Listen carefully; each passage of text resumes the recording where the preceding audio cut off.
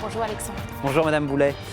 Alors, vous êtes un peu ici chez vous, hein, donc je ne vous présenterai pas le Challenge Représente. En revanche, si on connaît l'engagement de l'Union des marques dans la lutte contre les stéréotypes, votre action pour l'inclusion et la diversité est moins bien connue. Comment mobilisez-vous l'Union des marques sur ce thème ? On mobilise l'Union des marques au travers de notre programme FAIR, qui, vous le savez, notre programme de communication responsable.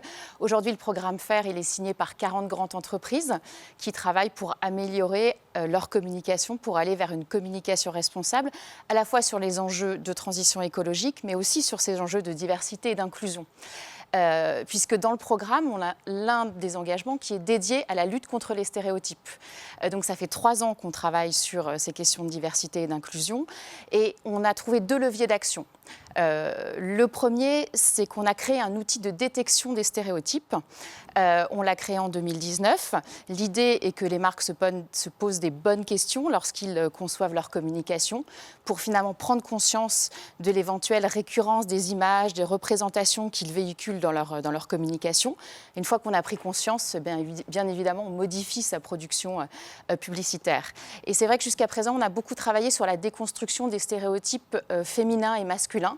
Et on a envie d'accélérer là, et c'est notre programme 2021, on va accélérer pour aborder plus de problématiques, plus de questions, notamment par exemple les questions de différences ethniques, la représentation du handicap, la représentation des orientations sexuelles, les différences d'origine culturelle, d'origine sociale.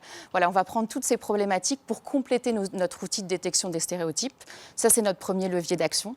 Et puis, vous le savez, on a aussi, effectivement, vous en parliez, un deuxième levier d'action, c'est essayer de mettre en lumière, récompenser, distinguer toutes les initiatives et les campagnes qui jouent avec les stéréotypes, qui les pointent, qui essayent de les inverser, pour sensibiliser le public à toutes ces questions de diversité et d'inclusion. Et c'est notre challenge Représente, dont nous avons lancé cette année la 3e édition.